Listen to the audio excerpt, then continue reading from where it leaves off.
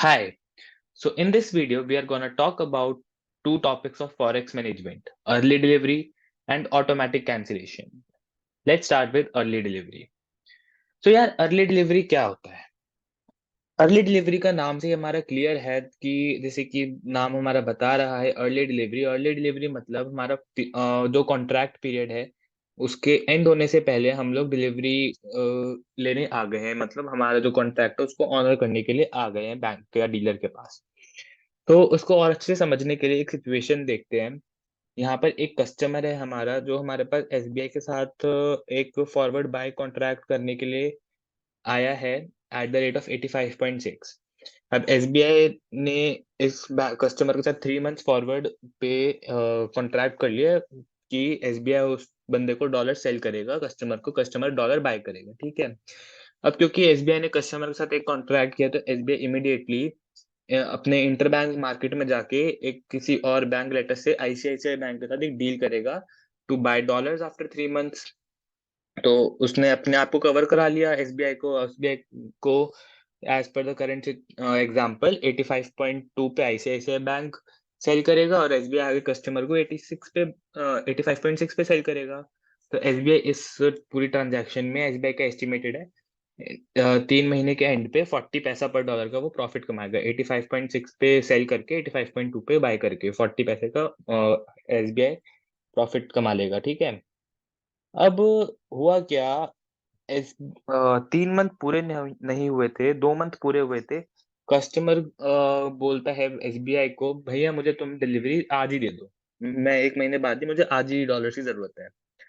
तो एसबीआई क्या करेगा, आरबीआई रूल्स बोलते हैं कि एसबीआई को देना पड़ेगा कस्टमर को डॉलर्स, और वो भी उसी रेट पे, फॉरवर्ड कॉन्ट्रैक्ट का जो रेट था दैट इज 85.6, उस पे ही एसबीआई को कस्टमर को देने पड़ेंगे। बट एसबीआई डॉलर्स लाएगा कहाँ से, एसबीआई को तो डॉलर्स आईसीआईसीआई बैंक से 1 महीने बाद मिलने हैं। तो एसबीआई क्या करेगा, एक एफएक्स स्वैप एग्रीमेंट में एंटर करेगा आरबीएल के साथ, मतलब कोई और थर्ड बैंक के मार्केट प्लेयर के साथ एक एफएक्स स्वैप एग्रीमेंट करेगा बाय सेल का, बाय स्पॉट सेल फॉरवर्ड का। इसमें क्या होगा, आरबीएल आरबीएल बैंक एसबीआई को स्पॉट रेट पे डॉलर दे देगा और 1 महीने बाद फॉरवर्ड रेट पे उससे डॉलर खरीद लेगा। तो एसबीआई क्या करेगा, आरबीएल बैंक से डॉलर खरीदेगा इन आर करंट एग्जांपल 86.5 और कस्टमर को सेल कर देगा एट इनिशियल रेट ऑफ 85.6। और जब 1 महीने बाद उसको आईसीआईसीआई बैंक से डॉलर्स मिलेंगे तो वो आरबीएल बैंक को सेल कर देगा एट द रेट ऑफ 87। तो यहाँ पे सबके कॉन्ट्रैक्ट्स ऑनर हो गए, ठीक है। अब इस तो ये हमारा ओवरऑल केस होता है अर्ली डिलीवरी का।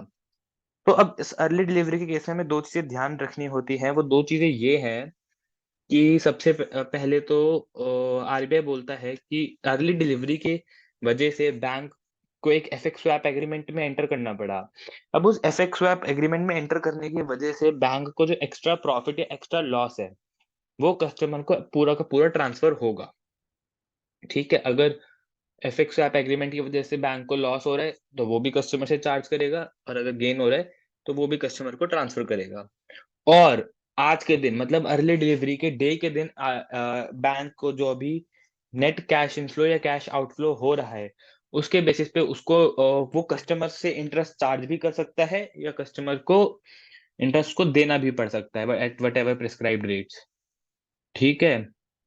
तो सॉल्यूशन में क्या होगा, SBI will buy dollars from RBL at 86.5 and sell to customer at original price of 85.6। उसके बाद 1 मंथ बाद एसबीआई आईसीआईसीआई बैंक से डिलीवरी लेके आरबीआई बैंक को सेल कर देगा। अब इस ट्रांजैक्शन में एसबीआई को हुआ है 50 पैसे का एक्स्ट्रा गेन, 87 रुपीज पे बाय करके 86.5 पे उसने बाय किया और 87 पे सेल किया, तो यहाँ पर उसको हुआ है एक्स्ट्रा गेन। तो एसबीआई बैंक ये एक्स्ट्रा गेन ऑफ 50 पैसा आगे कस्टमर को ट्रांसफर करेगा। और अर्ली डिलीवरी की वजह के दिन पे, मतलब आज के दिन पे, एक यहाँ पे 2 ट्रांजैक्शन हुई हैं जो कैश से हुई है। एक तो एसबीआई ने कस्टमर को जो सेल करा है इनिशियल अपने कॉन्ट्रैक्ट पे 85.6 पे, और एक आरबीएल बैंक से उसने स्पॉट पे खरीदा 86.5 पे। तो 85.6 पे उसने सेल किया और 86.5 पे बाय किया, तो 90 पैसा उसका नेट कैश आउटफ्लो हो रहा है। तो उस 90 पैसे के नेट कैश आउटफ्लो पे एसबीआई इंटरेस्ट चार्ज करेगा कस्टमर से। ठीक है, तो ये था हमारा ओवरऑल सिनेरियो अर्ली डिलीवरी का। Hope you like the video. Concept number 2, automatic cancellation. Automatic cancellation हमारा समझने के लिए हमें एक चीज हमें पता होनी चाहिए, दैट फॉरवर्ड एग्रीमेंट्स हमारे दो तरीके के हो सकते हैं, fix date forward agreements and optional forward agreements. Fix date forward agreements में क्या होता है कि हमारा एक पर्टिकुलर डेट पे हमारा कॉन्ट्रैक्ट ऑनर होगा, और फॉरवर्ड ऑप्शन में क्या होता है कि एक टाइम दे दिया, जैसे कि पूरा मंथ दे दिया जनवरी का या पूरा वीक दे दिया, उसमें आप कभी भी एक्सरसाइज कर सकते हो उस पर्टिकुलर प्राइस पे। ठीक है,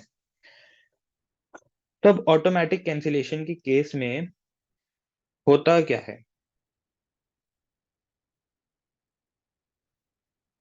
ठीक है। तो अब ऑटोमेटिक कैंसिलेशन के लिए भी हमने प्रीवियस वाला ही एग्जांपल आगे कंटिन्यू करा है। कस्टमर गया एसबीआई के पास, एसबीआई गया आईसीआईसीआई बैंक के पास, बट कैंसिलेशन की वजह से एसबीआई को एग्रीमेंट में एंटर करना पड़ा एफएक्स स्वैप एग्रीमेंट के पास, आरबीएल बैंक के पास। एग्रीमेंट हमारा वही है, कस्टमर हमारा बाय करने गया था 3 महीने के लिए एसबीआई से 85.6 पे, एसबीआई ने कवर लिया आईसीआईसीआई बैंक पे 85.2 पे। बट अब इस क्या हुआ, कस्टमर हमारा 3 महीने बाद आया ही नहीं एग्रीमेंट ऑनर कराने। तो आरबीआई यहाँ पे क्या कहता है कि 3 दिन का हम लोग ग्रेस पीरियड दे रहे हैं, उन 3 दिनों में भी अगर कस्टमर आ गया तो हम आपको कॉन्ट्रैक्ट ऑनर कर देंगे उस रेट से, मतलब कुछ भी फिर फर्क नहीं पड़ता, जैसा होना था वैसे ही होगा, कुछ ठीक जैसे ऑनर होना था वैसे होगा। बट अगर कस्टमर नहीं आता 3 डेज के अंदर, 3 मंथ्स के अंदर, मतलब कॉन्ट्रैक्ट पीरियड में के एंड तक, और ग्रेस डेज के अंदर भी, तो 3 सिचुएशन हो सकती है। या तो कस्टमर हमारा आएगा ग्रेस डेज में, बोलेगा कैंसिल करने के लिए, या बोलेगा कि डिलीवरी करने के लिए, या बोलेगा मेरा कॉन्ट्रैक्ट बढ़ा दो। ग्रेस डेज का एंड हो गया तब तो हमारा सिर्फ सीधा सीधा कैंसिलेशन का ही ऑप्शन है, और तो कुछ है नहीं। बट इन ग्रेस डेज के अंदर हम लोग कैंसिलेशन नहीं करेंगे, बट ये 3 ऑप्शन हमारे पास तब भी रहेंगे। अब इस केस में क्या होगा, एसबीआई ने क्योंकि जैसे अगर हम लोग को याद हो इनिशियली, एसबीआई ने आईसीआईसीआई बैंक के पास एक फॉरवर्ड कवर ले लिया था 85.2 पे डॉलर बाय करने का, मतलब एसबीआई डॉलर खरीदेगा, एसबीआई के पास डॉलर्स का इन्फ्लो होगा। तो अब उन डॉलर्स का एसबीआई क्या करे, कस्टमर का तो हमें पता नहीं आएगा या नहीं आएगा। तो एसबीआई क्या करेगा, एक फॉरवर्ड ऑप्शनल एफएक्स स्वैप में एंटर करेगा with RBL bank. RBL bank के साथ वो एंटर करेगा सेल स्पॉट बाय फॉरवर्ड का। कस्टमर क्योंकि हमारा आ भी सकता है आगे फ्यूचर में डॉलर्स लेने के लिए, तो एसबीआई उसके साथ एक ऑप्शनल कर रहा है कि मतलब 1 महीने में मैं कभी भी ऑनर कर सकता हूँ वो उस प्राइस पे कॉन्ट्रैक्ट को। ठीक है, sell spot buy forward contract कर लिया क्योंकि उसके पास आईसीआईसीआई बैंक से पड़े हुए थे डॉलर्स उसने। ठीक है, अब इसमें क्या होता है, दो दो सिनेरियोज बनते हैं इसमें। अर्ली डिलीवरी के केस में हमारे पास जो भी गेन या लॉस होता है वो हमें आगे ट्रांसफर करना पड़ता है कस्टमर को।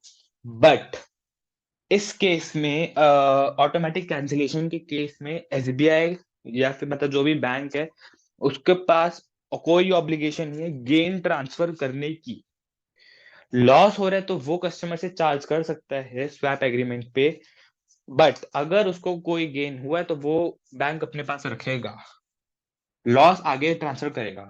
Similarly interest, net cash flows की वजह से जो भी इंटरेस्ट उसका बन रहा है चार्ज करने को, अगर नेट कैश आउटफ्लो हो रहा है बैंक का because of FX swap agreement, और मतलब जो उस एंड पे करने पे 3 मंथ के एक्सपायरी पे एग्रीमेंट तो कैंसिल हो गई, तो उस पे क्या बैंक के पास राइट है इंटरेस्ट चार्ज करने का। बट अगर उसका नेट कैश इनफ्लो हो रहा है तो उसको कोई भी ऑब्लिगेशन नहीं है इंटरेस्ट पे करने की। यहाँ पर ये दो फर्क है।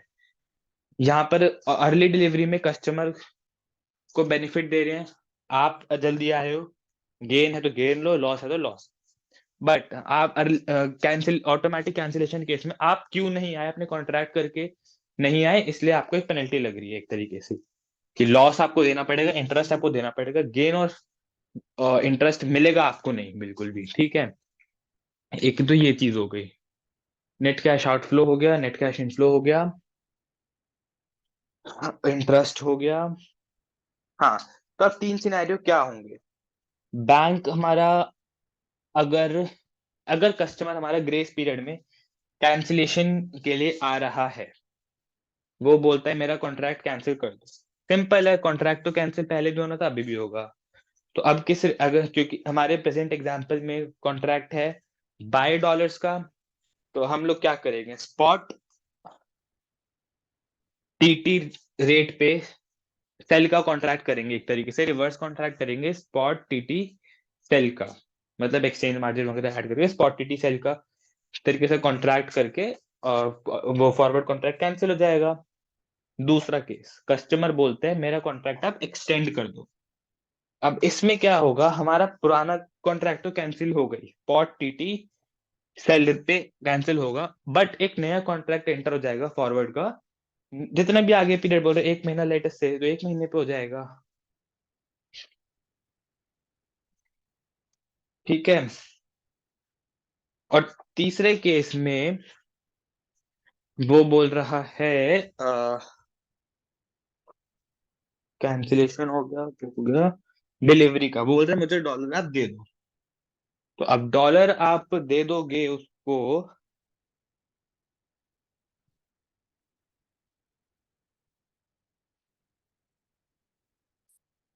वो बोल रहा है मुझे डॉलर दे दो, तो बैंक क्या करेगा, उसका पुराना कॉन्ट्रैक्ट तो कैंसिल करेगा सिमिलरली बाय सेल के उस मतलब स्पॉट टीटी सेल पे, बट उसको बैंक स्पॉट रेट पे उसको डॉलर्स बेच देगा आगे। तो ऑटोमेटिक कैंसिलेशन केस में कैंसिलेशन तो कंफर्म है, कुछ भी सिचुएशन हो कॉन्ट्रैक्ट कैंसिल होगा। अब या तो आगे हमारा नया कॉन्ट्रैक्ट बन सकता है या पुराना बन सकता है।